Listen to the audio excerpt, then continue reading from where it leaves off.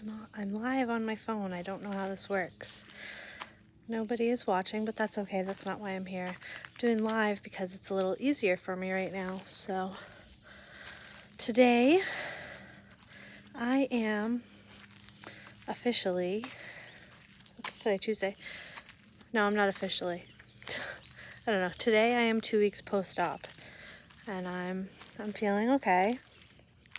I did have a little bit of a backslide last week, but somebody's watching and I'm not going to be able to see anything anybody's saying, I don't think. But anyway, so 2 weeks post-op, and it's recovery hasn't actually been that bad. My first day was brutal. I was really sick from the anesthesia. I almost ended up back in the hospital, but thankfully I got over that hump. And otherwise, I just have to learn to take it easy. Unfortunately, last week something happened that made that almost impossible. Most of you know, I think if you're on Instagram, that in March we lost Maxwell. He'd been sick for a long time, and he had been diagnosed with epilepsy and PLE, which is protein losing enteropathy, where you can't keep the blood proteins up in the dog. And then shortly before he passed away, he was diagnosed with chronic hepatitis, which is a death sentence, basically. And what happened is he went into a seizure, and we could not stop the seizure on top of everything else. And we had to make a decision of what was right for him. I'm up at the garden. And we sadly let him go. In May, we traveled to Illinois to have some work done on the RV. Sorry, I'm multitasking, guys, because I can only get out so often.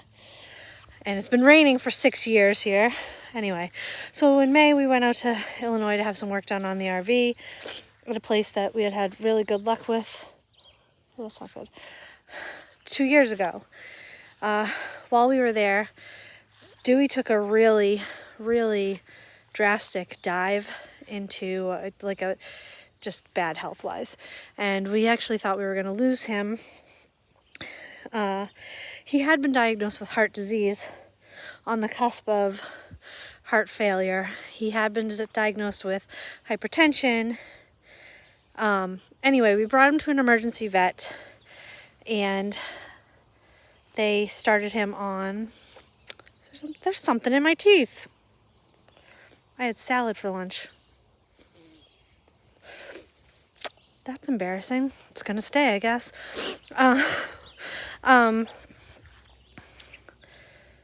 Brought him to the vet. They started him on medication for heart disease because he was in heart failure, congestive heart failure, which we knew was only a matter of time. But he seemed to bounce back after a couple days. He had gone from barely moving to moving quite a bit, actually, and back to himself. As we came home, he seemed to continue to be doing well, and we brought him to the vet, and we knew we were at whatever time we had was the time we would have. There are beetles everywhere in this garden, which is not good, but so we decided to just enjoy every minute we had with him. His eating got a little worse, and he was chronically gasping for air, especially overnight, which is a sign of the congestive heart failure, and it's also a sign of the hypertension. Fortunately, I'm going to try and get through this without crying because I've been a mess. Unfortunately, last Tuesday overnight, it was really bad. Really bad. He couldn't get his breath. It was awful. That's not what it sounded like. That's what he sounded like when he snored, but anyway. he wouldn't eat breakfast that morning, and I kind of had a feeling, but Kristen took him to the vet. And I stayed home, hoping. He had some x-rays when he was there, and his heart was so enlarged that it was like choking. It has displaced his trachea, and kind of choking it out. And they showed us these blood vessels on the x-ray that you shouldn't really be able to see. And it was just really bad. Heart attacks in dogs is extremely rare, but he was like in. Okay, sorry about that. So heart attack, what I was saying is heart attacks in dogs are extremely rare, but Dewey was like inches from one.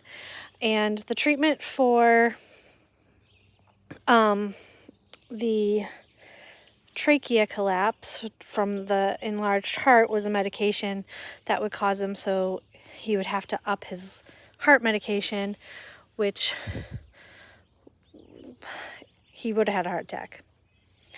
So Kristen called me and relayed all this to me, and I had her dad bring me to the vet. And I'm not supposed to pick anything up, I'm not supposed to bend over, and I did all those things, and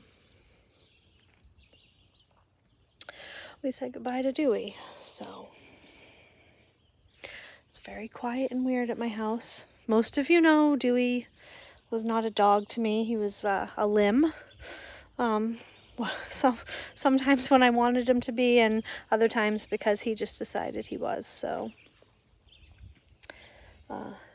that kind of backtracked my recovery in terms of the surgery.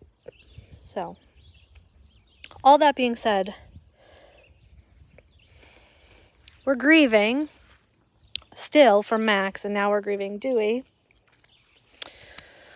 And I'm recovering from surgery. But I want to say that I know there's been a lot of crap that's happened in this past year for our family. I mean, we lost Molly April 17th of 2020, Max March 22nd of 2021, and now Dewey in July.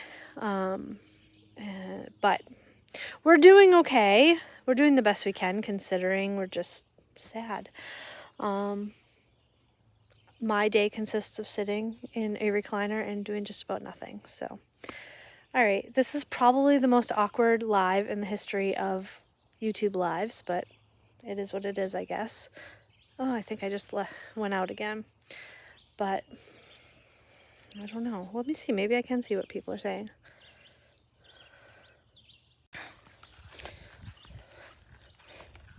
I guess I shouldn't have come up to the garden to do this, but I wanted to check things out. So I was just reading comments.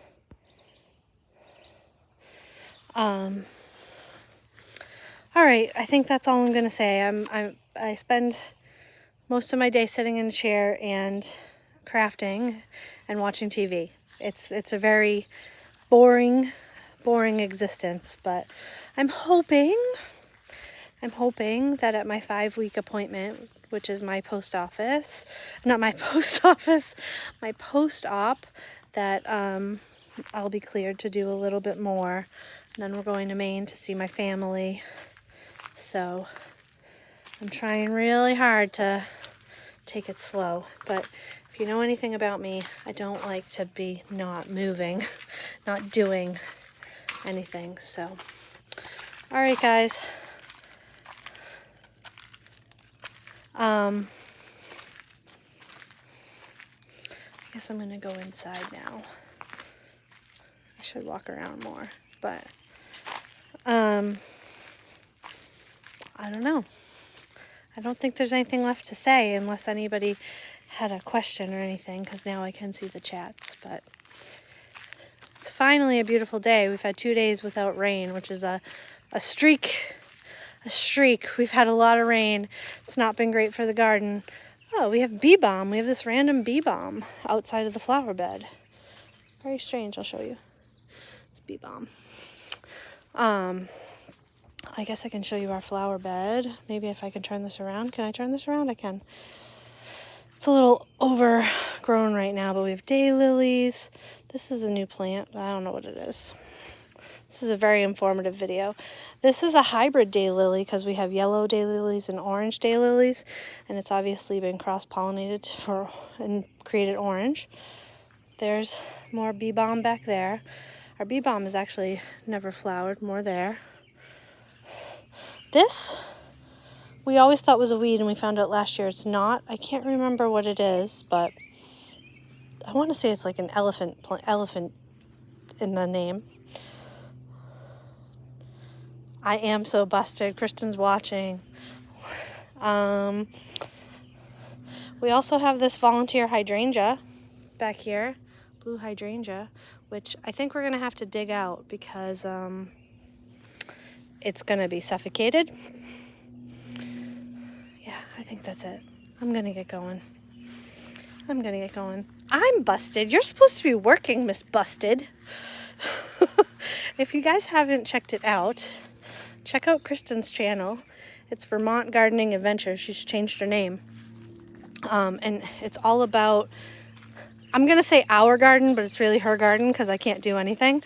It's really interesting to see. And there's some big stuff coming. She went out Sunday and purchased something, a part of something. So, oh, look at this. Oh, it just flew away. There's an enormous, this is our other hydrangea that has flies all over it. Why are there flies all over my hydrangea? Anyway, and that's some random bird that just screams all day. It goes, ah! That was the bird. If you know what bird that is, tell me. All right, bye guys.